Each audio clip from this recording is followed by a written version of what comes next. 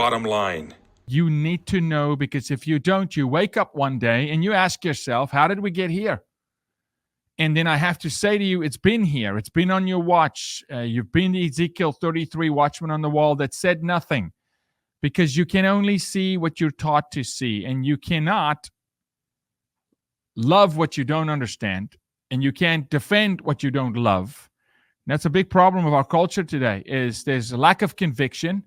There's a lack of understanding, truth, historic and current, but truth, God's word. And so they don't love, and you won't defend what you don't love. And then you make laws in this country to defend your abominations, and you find out ways to find a law that will cover your sin, and then you can run under it. And this sounds diabolical, because it is. So let's just dive in. Most of you by now have heard of the metaverse. And what is the metaverse? And does Meta control the metaverse? Does Facebook? Does Zuckerberg? Or could the metaverse be something bigger and broader? Well, it's bigger and broader. Many players in the metaverse. It's a race. It's like the space race. Who's first? And I would argue, who's first to create a place or a platform where, frankly, predators can roam free? Things can happen, and you can, as a CEO, just shrug your shoulders and say, that wasn't our intention. That's not, we've got policies. Zuckerberg pleading the fifth 52 times when Marsha Blackburn pressed him on the House floor when she was still a House rep, saying, hey, why do you not have an algorithm that stops child porn? And he wouldn't answer, so he pled the fifth.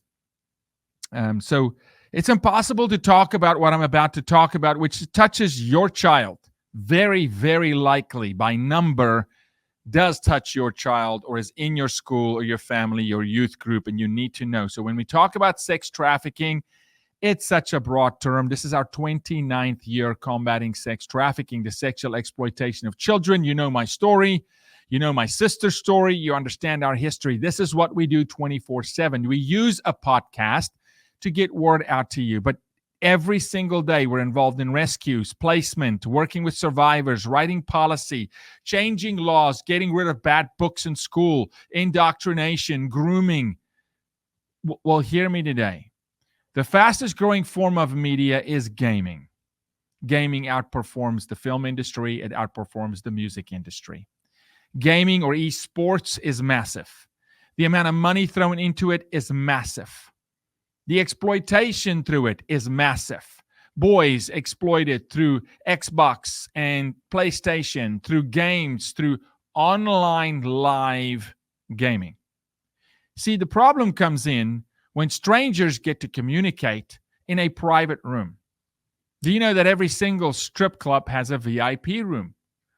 No, the sex trafficking doesn't happen on the floor of the strip club. That's just exploitation of women, which is diabolical, forced to do certain things. And some may say they choose it, but do they really?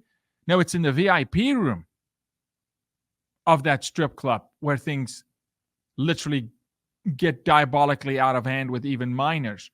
Well, now we have these VIP, these private rooms in the metaverse, this obscure thing called the metaverse. You know what? You're an avatar. Don't get me started on that. You're not. You're a human being. You're created by God. But you're an avatar. You got an avatar, and your avatar can travel places you can't travel, and your avatar can see things you don't see. Not quite, because if you see it as an avatar, you're seeing it with your natural eye. It is seared in your mind. The human being thinks in pictures, which is why porn is so destructive. But you can go to this private room and build an island and build things and do things that you maybe can't. You can be a doctor in the avatar. You can jet set. You can do a whole bunch of things. And just so happens to be that in every metaverse component or room, there's some churches in the metaverse. And we see exploitation in those metaverse rooms in churches. These private rooms in a metaverse where your physical body, aka the Matrix, does not travel there. But you plug in, you sign on, you log on, and you play a game. In the metaverse, there's rooms where you can exploit children. But it's not real, they say, because it's the metaverse, right? Come on now. I'm sitting on my chair here, and then you travel into this fictitious room that you can access and build things and talk to people, but not just in the metaverse. No, you're actually, through the metaverse, connecting with real people. That's called social media. This platform connects Johnny and Susan, and they get to communicate on this platform, and they can do things on this platform called Instagram, called Facebook, called Twitter, called whatever you want to call it, Pinterest for that matter, the app Saturn, Discord, right? Where all the trafficking happens, the engagement that initiates on the platform, the grooming that initiates on the platform to then take the conversation offline. So the notion that what happens in the metaverse stays in the metaverse is absolute nonsense. It's like saying what happens in Vegas stays with Vegas. No, what you did in Vegas goes home with you. The affair you had in Vegas is going to wreck your marriage. It's real. It's not fake. The exploitation, what goes into your eye gate, what you see in the metaverse stays with you. What you hear in the metaverse stays with you. No, the house you built in the metaverse is not real, but the conversations are, because they're with real people and they're live. So let's talk about a game platform. You may or may not have heard of it, and they always operate in obscurity in the dark alleys and the corners of the web, right? Let's talk about Roblox. Roblox, Roblox. And let me throw some stats to you about Roblox. What is Roblox? It is a metaverse gaming platform.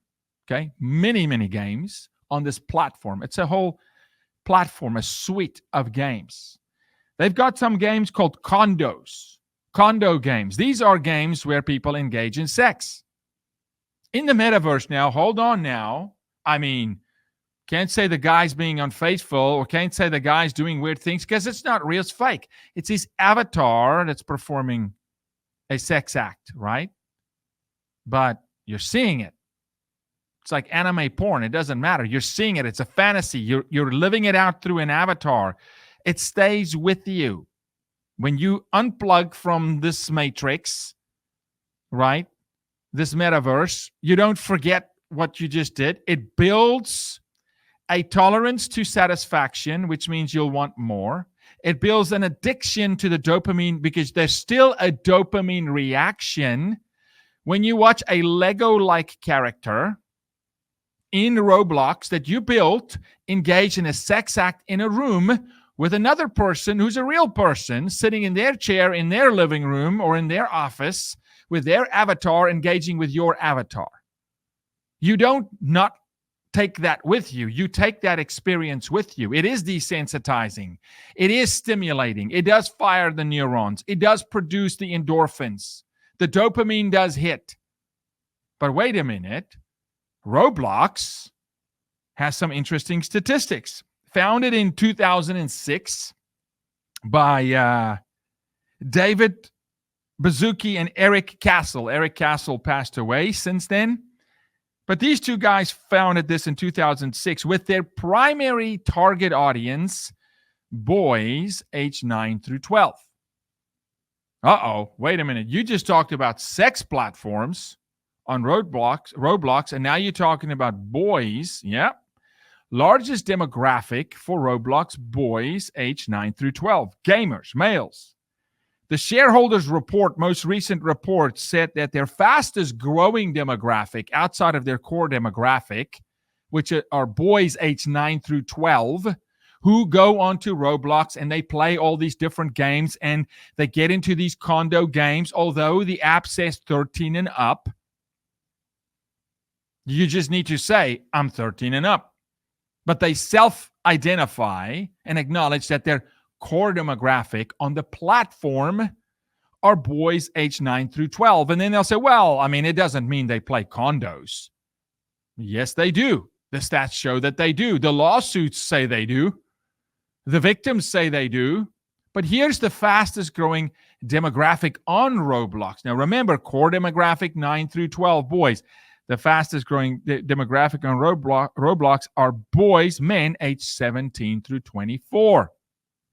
Okay, hold on 1 second. 24-year-olds playing games in condos and on other games on this platform with 9-year-olds. What can go wrong here? This seems like it's a playground for predators.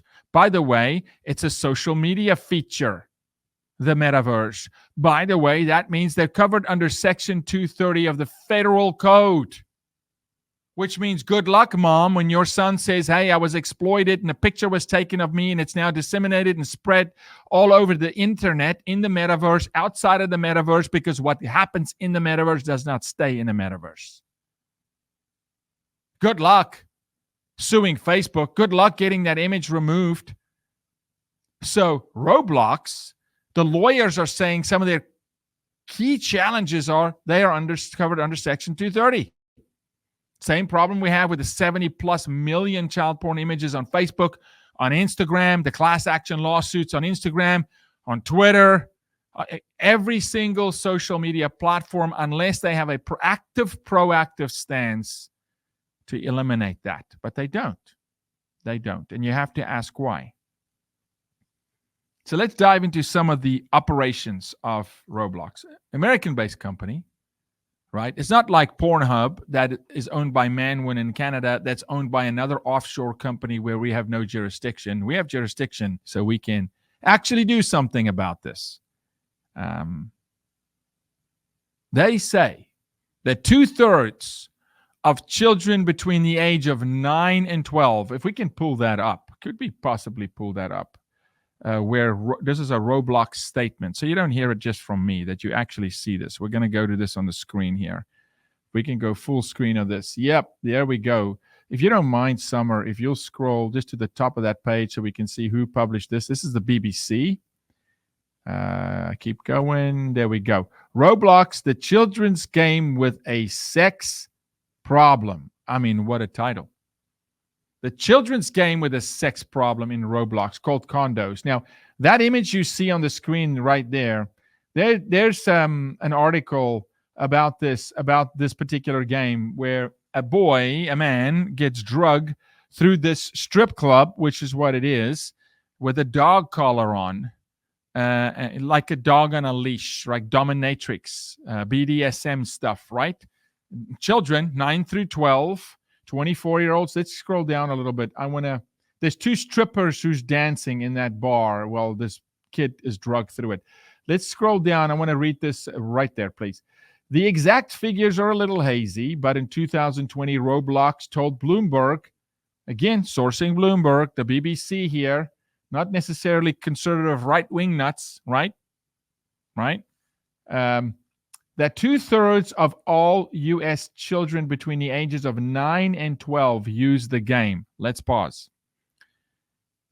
Around about 58 to 65 million kids K through 12, which puts us in around the 10 million number, K through 12, but 9 through 12 in age, puts us around 10 million U.S. children. So you want to tell me 2/3 of 10 million U.S. children play games on Roblox, have access to condos, have access to sex games in the metaverse where they can play with 24-year-olds. But heck, they could play with 65-year-olds. 17 to 24 is just the fastest growing demographic. It's not the top end of the spectrum. They could play with sex offenders, pedophiles, predators, traffickers. And they're not just playing games of building things, building communities. No, they're sex games. Role play. And then beyond that, it's live where you can chat. You actually talk to the other gamer, a real person, but you're an avatar, but it's not going to affect anybody, we promise. We're not going to see the conversation go offline. Oh, wait a minute. Can we pull up some of the lawsuits? Let's look at some of the lawsuits and the claims in the lawsuits, because if I'm not mistaken, that's exactly what I predicted was going to happen. And I predicted this in 2020 when Zuckerberg and the metaverse conversation came, and I said children will be exploited sexually in metaverse rooms, and society will say, but it's not real because it's an avatar. Well, number one, it is real because you see it, you hear it, you learn language, you're being desensitized, you're being groomed, but those conversations don't stay in the metaverse. They go into real life. Roblox faces lawsuits from players, parents over harmful content. Summer, if you can find me the comment. Wait a second. Class action lawsuit from parents of underage players who accuse the company of allowing sexual content to reach young children despite advertising itself as a safe place, which is even worse when you tell people you're safe. I think it's the other lawsuit, if you don't mind, where they talk about the parents saying, hey, this player took a conversation with a minor offline, sent explicit content of himself offline, no longer in the metaverse, and forced the child to send explicit content. Let me see what that resembles. Oh, that's right. The copybook playbook of a predator trafficking a child, because you don't just kidnap a child. Forget about it. 1.7% of sex trafficking in America is kidnapping. The rest is grooming and desensitization while the child is living at home. But let's do it in the metaverse. It's safe. Roblox says it's safe. Zuckerberg says it's safe. Promise. What you do here, don't travel with you. It won't affect you. If we talk to you about porn and about certain sexual positions, and you talk to a real person and they sexualize it, and it sounds and details and positions, and your avatar assumes positions, sexual positions, we promise that it won't affect you in real life. And we also say, hey, listen, they're not going to take it offline. Of course it affects you in real life. Of course it goes offline. I argue the predator goes there to groom because it's flying the banner that it's a safe space, which is why it's so difficult and dangerous when you have sexual content taught in a classroom of a school, because the parent and the child assume, big problem, assuming that it's a safe space. This is why it's detrimental when the school is willing to call your child by a different name or tell your child, don't tell your mom and your dad what we do here at school, because we are all assuming it's a safe space. The metaverse is not safe. It is not safe because the ones who built it didn't make it safe. And it's not a priority for them to make it safe because they've got cover from the federal government. In just one of the lawsuits, there's two current class action lawsuits against Roblox. The parent says, listen, this is what happened to his daughter. She was 6 years old and happened to be on Roblox and found herself to talk to an adult male in a live game. And this adult male then approached this child away from Roblox, and the child was groomed and sexualized. And this is how it happens. It's not different from how it happens on Instagram or how it happens on any other social media platform. You should really look into Saturn. That's an app your kids have where they load their whole school calendar schedule on it. If it's got a chat feature, it's a social media platform. The predators are coming, like we saw what happened on Pinterest. The second Pinterest opened up a chat feature, exploitation happened. This is the nature of it. And if it's not strongly monitored and it's not strongly guarded against, the predators will go to any platform that you give them. They will use it. The responsibility now falls on those who are designing it. But wait a minute. Some of these games were designed to be sex games for the metaverse. They are strip clubs, virtual strip clubs. They're virtual massage parlors where you can get anything. Anything from ordering a rub and tug on your avatar to whatever. Full-blown sex buying for your avatar. Abuse, rape. But children can wander into these rooms, but no harm here because it's not real. It's the metaverse. Our society is in a severe, serious crisis. You talk about AI and the dangers of AI. You talk about how AI can be weaponized against the human race. You talk about deep fakes. You talk about, well, how do we know what's real and what's not? You talk about the abuse of power by news agencies. Well, news agencies don't fly under the radar of Section 230. They don't have that protection. Social media platforms do. You need to maybe be concerned about how predators exploit social media platforms with or against the platform's consent or will, but they are exploiting them. And then you got to ask yourself, well, should a teenager or a 6-year-old be able to wander into some sex room? Should it be that easy to just say I'm 13 and above? Well, then you got to ask yourself, why are we having such a hellacious fight in a state like Texas to get age verification for porn sites? Why do we have people in the GOP blocking age verification for porn sites? Why is it a difficult conversation to say, hey, there's got to be a mechanism where this child has to prove that they're over the age of 18 before they can open up a Pornhub account? Why is that difficult? Maybe for the same reason it's a difficult conversation to say, hey, we need to know what children are flowing into our country that are being trafficked. Can we maybe keep record? No, says the Fed. Can't do that. Come on, Zuckerberg. Tell us why you're not proactively taking a stand of taking down child porn. You personally. Don't come and tell me your programmers. Don't come and tell me your algorithm. It's a human being that writes the algorithm, okay? I mean, we were all born at night, some of us, but just not last night. This is common sense. You're aiding and abetting by looking the other way. All of you, every social media platform that does not publicly go out and say, we're going to throw the kitchen sink at this. Children are not for sale. Children cannot be exploited. Children cannot be groomed. Children cannot be harmed. We cannot tell children this is a safe space. Well, we got sex games that you can stroll into. Well, you got to be over 13. Well, how do they get past that? They just tell us they're over 13. Oh, yeah. No child has ever done that. It's just funny that we rescue children from these platforms who in real life, not their avatar, suffer abuse. And you know what? You can't call Roblox and say, hey, excuse me, this child was groomed on your platform and then met up with a predator away from your platform and now has 10, 12, 15 years of therapy ahead of her or him. You played a role in this. No. We got Section 230. We're safe. We said it's a safe space, and we don't condone it. Do you stop it? What are you proactively doing? Why are you so often on the Dirty Dozen list with Nkosi? Don Hawkins, phenomenal work they're doing. Marcel, these people doing incredible work. What about the Dirty Dozen list of the tech companies looking the other way? You are hard-pressed today to find a new app that is skyrocketing, that does not have trafficking on it.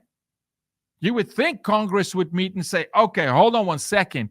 If you're building a company that has an app, and that app has any social media features where people can, through you, engage online, offline, meet each other, share content, comment on content, you've got a responsibility. How are you going to defend children? Questions not asked. Why? Half of Congress is addicted to porn. Both sides of the aisle. Half of Congress is in some diabolical, sexual, immoral lifestyle. And a man cannot serve two masters. When you live a sexually immoral lifestyle, you're not going to defend the innocent and the voiceless. You're going to abstain. Maybe go do a bit of homework and see how many of these politicians abstain to vote on these kind of bills. And a no vote is a vote in the wrong direction. You either are for it or against it. There's no middle ground. You are for porn companies having access to children, or you are against it. Cast your vote. You don't abstain. That means you're for it. Because you did not use your elected power to do good. Oh, but then the question is, well, what is good? See, it's not enough for you to be a social media virtue warrior, right? Social activism. You got to actually be active in real life. You don't live in the avatar. You live in the metaverse as an avatar. You live in the real world. Real children are being sold as sex slaves in this country more than any other nation on the face of the earth. And I'm not one of the political pundits and the influencer voices online that wants to tell you about it. We stare these children in the eye. We rescue these children and women and men. We have to find placement for them. We've got to bring help. Spiritual ritual abuse victims. We've got to bring therapy, fractioning, multiple personalities, addiction, brokenness, loneliness, suicide ideation. All you social influencers, you talking about it? Face it. Get the call from a mother that says, hey, she's missing. Hey, don't know how this happened, but she's self-exploiting. Oh, no. Hold on. It's liberation. It's female women empowerment. Oh, OnlyFans page. Power to the girl. You are sexually abusing yourself, selling yourself as cheap as you can for the dollar, and you can never get it back. You've robbed yourself from your own dignity. You will never be looked at by any man for your true value as God created you. But society tells you this is power. Why? Because society is addicted to money. Because they've equated money as value and money as identity and power as money as value and power as identity. Oh, to each his own. If she wants to sell herself, she's selling herself to your husbands. Your sons are buying her online. And you live in this world where, oh, it's que sera, it's not going to affect me. It is affecting you.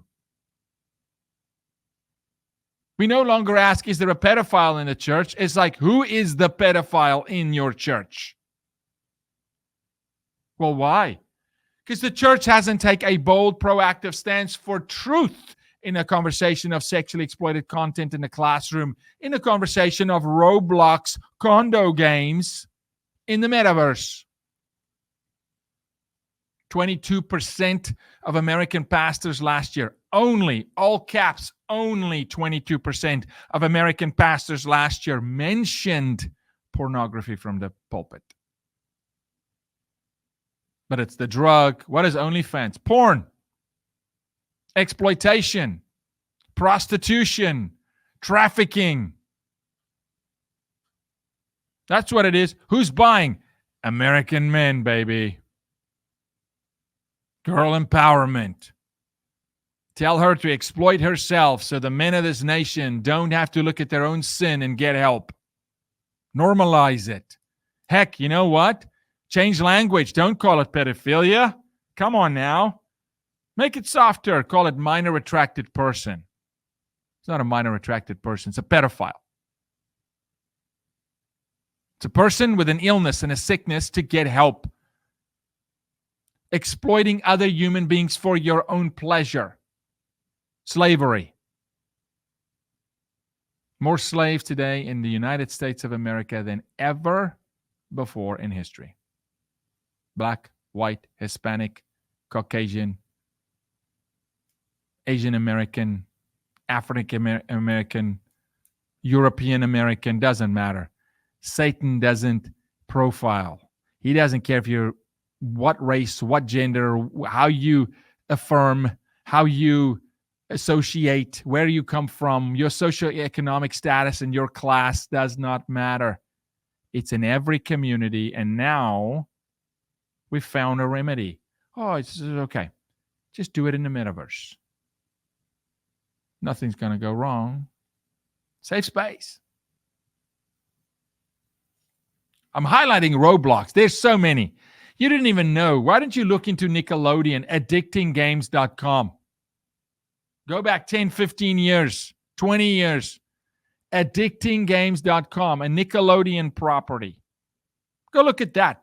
Maybe go look up a game called Perry the Perv that 5-year-olds played, where Perry was peeping through a hole into girls' showers. And if you can line your eye up, they flash you. Or another one, Naughty Classroom. 7-year-olds, 3 million 7-year-olds a month. It's a Nickelodeon property. We're safe for your kids. We promise. You got to dig a little bit in that world to find Perry the Perv and to find Naughty Classroom. But it's It's a game. That's not going to make Johnny sexual. That's not going to degrade his value of women. That's not going to make him have, sexual ideation and weird feelings. We promise. It's just a game. And we wonder how we got here where grown men want to dance naked for kids. And society says, yeah, we think it's a good idea. Let the mothers drive the kids there. Give their kids $1 bill to put it in that guy's underwear. I don't know. You tell me how healthy you think we are as a society. Maybe when Vladimir Putin, a criminal, a war criminal, addressed his whole nation and said, we will not be America. We will not sexualize our own children. What? We're being schooled by an international war criminal on morality? Because they're Orthodox? Excuse me? We need a brain transplant and a heart transplant in this country. We need God to come back into people's lives. We need the conviction of the Holy Spirit to fall like fire from the sky on this nation. For people in their own homes to stop saying, Jeffrey Epstein is a trafficker. Yeah, duh. So's your guy next door. And your husband, who's addicted to porn, who's forcing you to perform, is on his way to buying sex if he doesn't get help. And before he blinks, he's buying sex from a minor. Do you know that every single predator we've ever arrested looked at me and has said these words, I don't know how I got here. Because it's a drug. So there's my truth sandwich for the day. What's your call to action? Join our team. Get educated. Learn what trafficking looks like. Learn how to protect your child. Sign up for our new newsletter at helpjbm.org.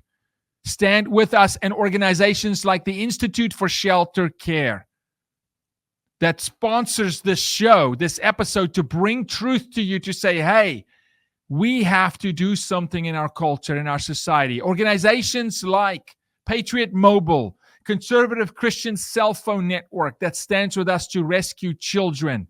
Organizations like Storyville Coffee that says if you drink a cup of Storyville coffee, you're going to save the life of a child from trafficking. So why don't you go to storyville.com and become a coffee subscriber, and don't send your money to Starbucks that help fund Planned Parenthood. Why don't you maybe consider Patriot Mobile as a cell phone carrier where they invest money to help us rescue children from the border? Why don't you look into the Institute for Shelter Care that takes the broken and the most afflicted with us and place them in shelter and pour into their lives and restore their lives and lift their arms up and introduce them to the King of Kings that can redeem them, that can heal brokenness, that they have a future, that they can not just live but thrive. So thank you to the Institute for Shelter Care. Thank you to Patriot Mobile. Thank you to Storyville Coffee for not just putting your money where your mouth is, but stepping into this dark fight to say children are not for sale, should not be exploited. There is a better way. You can live in social media without child exploitation. It is possible. It's just going to take a lot of us demanding it. You have more power than you think. Stay strong and be courageous. God bless you.